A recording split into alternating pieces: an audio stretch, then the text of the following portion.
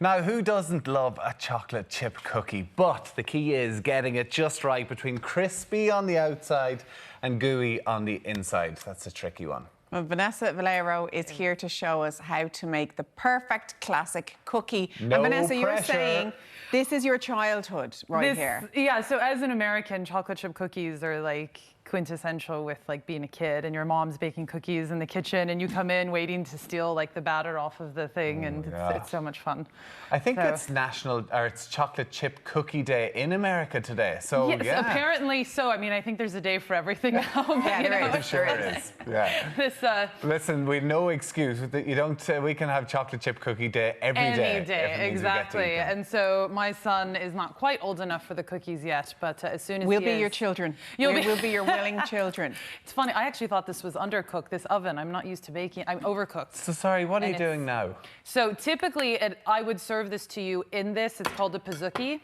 And so typically you would get this with the ice cream on top and then you would eat it like together, but because of So instead of making them into cookies, you just put them into a dish? Fantastic, yeah. You just put it into a big dish. You can put it into like a cast iron dish. You can put it into a stone dish, bake it, put it on the table for the family with ice cream and just like dig in and it's fantastic. So I love this. You're going to serve this to us and then start the process. I like this, yes, girl. I am. So we are going to, this is a little bit different than it would be because typically you get it in the dish and you can eat it, but hopefully this will be good. It's cooked a little bit of a different consistency than I'm used to, but this is in my oven. A chocolate chip cookie cake. Basically, is it? Yeah. With ice cream? Yeah, exactly wow. what it is. So why are actually, cookies... but before that, let me also give you each one of these, so that way you can taste it as a cookie as well. Delicious. So on the cookie there, that is a... Thank you. White chocolate chip and cranberry. So that's the fun thing with kids, okay? If like I have dark chocolate in there, they might not like dark chocolate, or you can make it an activity, make the dough, which is fantastic base for everything, then put out all the different fixings, let them mix it themselves, bake it, and it's so much fun for them, and they can be involved. They do. They love getting involved in baking. Yeah. They actually love baking if we just let them do it more often. So what have you got here in the mixer? So this is butter. It's just one stick of butter, 226 grams, because who doesn't love a little bit of butter? I'm not listening anymore. Oh, please, go on. Yeah. This is dark, and I can't get it out of here. It's probably melted under the lights. Yes. That's dark sugar. Oh, my goodness. Yeah, so this is dark brown sugar. So I use dark brown sugar and light brown sugar because dark brown sugar is only brown sugar because they put molasses into it. And so it has a little bit less, so you get that kind of nice caramely, gooey flavor. Too much of it, though, and they're not as good, and just enough of it, it's delicious. So hopefully that's all right for you there. And then also some good white sugar. So again, these are not approved for health or for beach bodies. But no, this is the treat. Everybody's a beach body, Vanessa. Yeah, I know. Who needs one of those, right? Look, you can bring anybody to the beach. Exactly. So then you're just going to go ahead and mix this up until it's combined. And that is beautiful. Funny enough, normally the cookies are a bit thicker, but true to style of being a mom and things happen, I actually didn't put enough baking soda in those last night because I made a double batch for the show, so typically they'd be a tiny bit thicker. So how do you know what level you get this blended down to? So you just want it to be blended enough that you don't see any of the sugar independently. So it's all going to be blended together nicely there, and then you're going to add in 2 eggs at room temperature.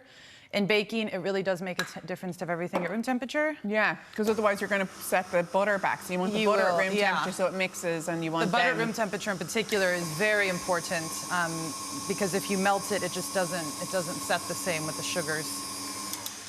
So there we go. There's that. And then you're going to put a teaspoon of sugar, a teaspoon and a half of vanilla, and 2.5 teaspoons of vanilla, and a teaspoon of baking soda, and your flour. You're going to mix all that together, and then you're going to just fold in your whatever your fixings are, so whatever that might be. So you can literally just mix and match, just pick whatever toppings you want and just fire them straight in. Yeah, you can. I happen to like dark chocolate. You can really get creative with it, and they're delicious. So I happen to like to take dark chocolate blocks, and then I cut them up, and then I put them in there because I like the big chunks of chocolate, but you can also do chips if you don't want to go to the trouble because it can be a big ordeal to cut them up.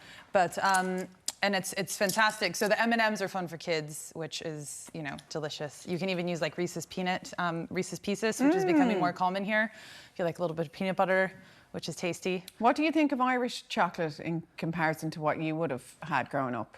Irish, it's delicious. Yeah, there's a couple Irish chocolatiers that I find really, really good that are sweet but not too sweet. There's a lot of confectionaries here actually that make really good chocolate. So come on, tell me. So are you putting these in? Are we doing this? Yeah, I can finish doing this. Yeah, let's go. Problem. So what have we got? One.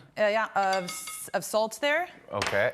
Because I use unsalted butter. So in baking, if you happen to not have unsalted butter and you only are using what you have in your fridge, then don't put the salt in. That's all. So it's just a little bit more of a controlled amount there. So there's some vanilla, about 2.5 teaspoons of that.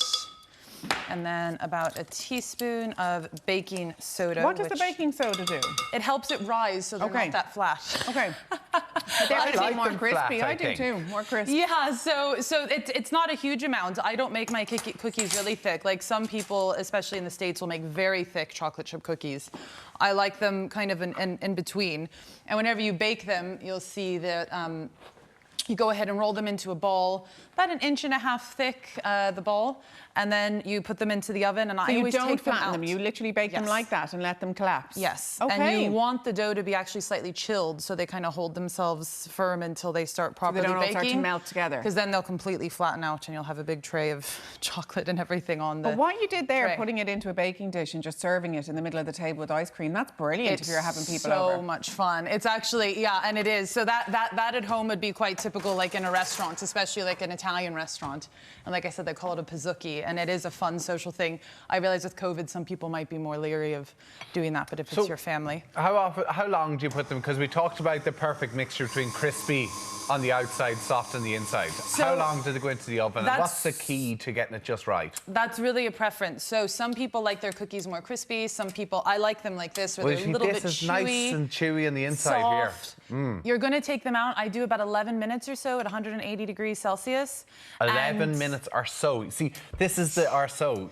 So you kind of look at the color. So do you see that color? It's this beautiful, it looks like it's been in the beautiful, that week that we had here, you know, where it was beautiful and sunny. Toasted. Like it's been toasted in the sun. So it's just enough, a little bit of a golden brown. And then you take them out. You'll notice that the centers, though, whenever you take them out, look like they're slightly undercooked. But you want to leave it like that so you get that nice soft and the edges don't get too crispy.